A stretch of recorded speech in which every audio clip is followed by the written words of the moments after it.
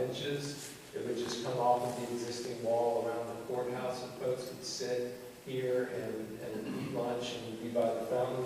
Or you could actually bring in some of the same benches that we just showed that you would use in Golden Star and throughout the downtown to reinforce the sense of place in downtown. This is, again, the blue paving or paint, or this is just one idea. Obviously, nothing that Phil thought it was way too artsy to do, but I kind of like it. It's risky, yeah. It's risky.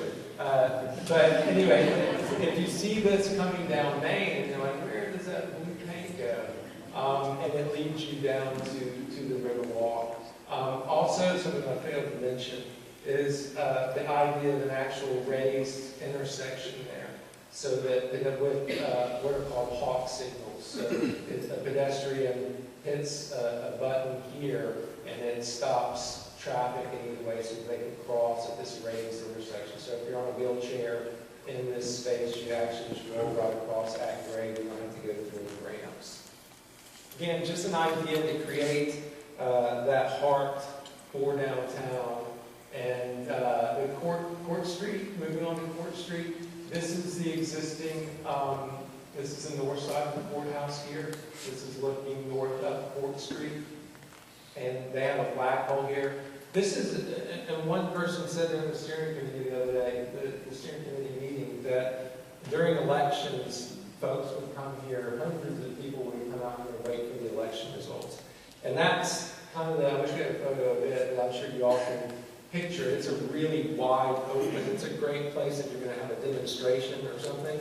But it's not really it's not really a great space for people to just sit and listen. It's pretty wide open and desolate. So that could be improved. And again, we're showing the raised cross section here to lead into Court Street. And the idea, even though Court Street still every day allows traffic down it, you can see the idea of bollards that can be removed for everyday traffic. And on a Saturday, maybe if there's an event where you're setting up a van up here and you close Court Street down so that people can gather and watch that event there, that's something that can be done while still maintaining Court Street as a vehicular street. Okay. So now that they've talked about all the interesting stuff, I get to talk. I'm going to hit briefly here on the economic strategy, and we referenced it a couple times. The 2012 planning effort included looking at market potentials. In other words, what could the market support? And these numbers were generated before the latest casino expansion, or the casino expansion.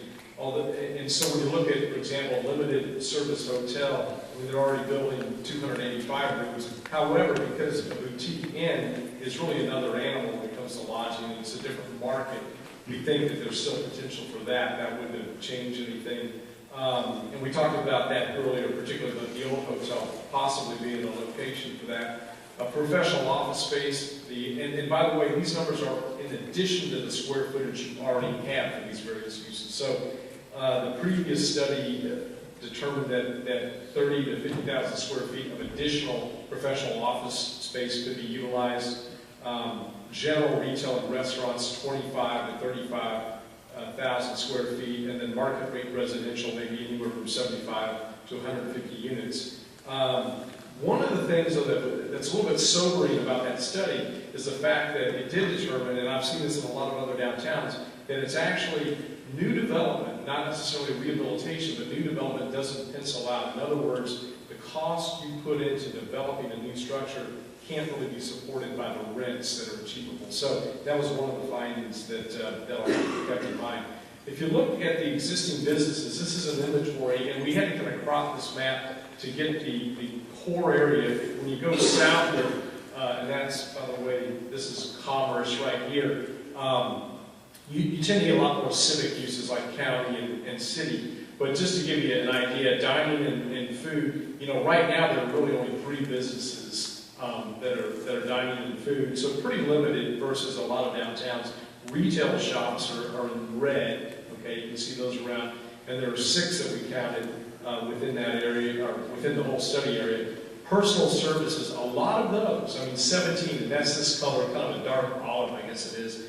And a lot of that, salons and barbershops, health clubs, medical uses. And then finally, we counted 14 professional offices of services, such as legal and insurance. That's the blue-colored uses. So that's what you have now as far as kind of your existing businesses. There are other uses, but when it comes to businesses, that's what you have. Here are some of the key vacancies, at least on the ground floor level.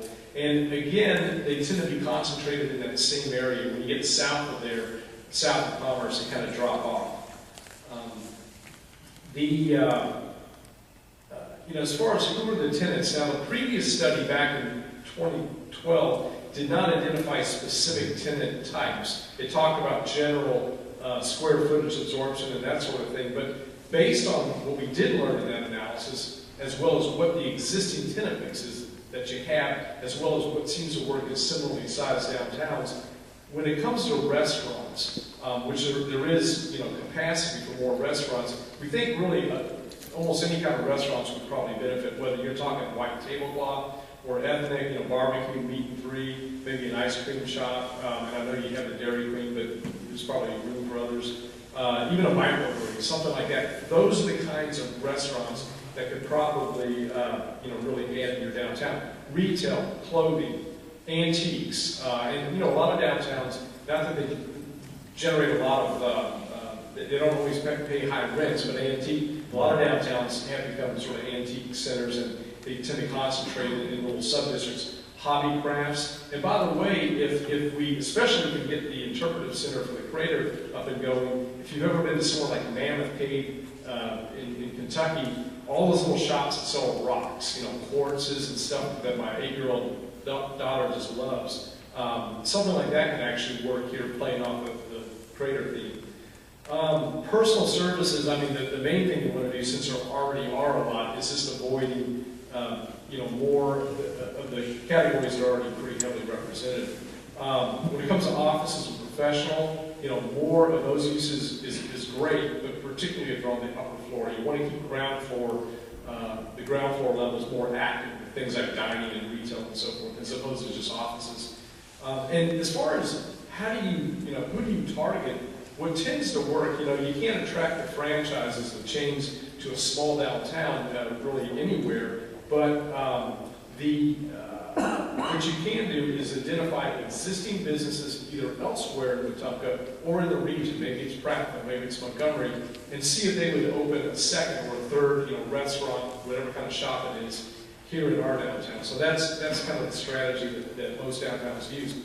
When it comes to business development, and I think this is really critical because, again, it's not just about physical improvement. It's, people come to a downtown to do things, to go to places and buildings. And the first thing you want to keep in mind is business retention and expansion. In other words, keeping what you have and trying to encourage existing businesses to expand in your downtown. So one of the things is to have, maybe it's your chamber. We're going to be recommending in a few minutes here a downtown organization, and they could be a vehicle for facilitating regular sort of get-togethers and a dialogue. When it comes to business recruitment, it's important that you put together a business recruitment team. That can include representatives from the downtown organization, actual downtown business owners who are in the trenches and can speak firsthand on having a business in downtown Wetumpka, who would put together a marketing package highlighting what the upside is, and then conduct something like an occasional business recruitment fair is an approach a lot of downtowns take.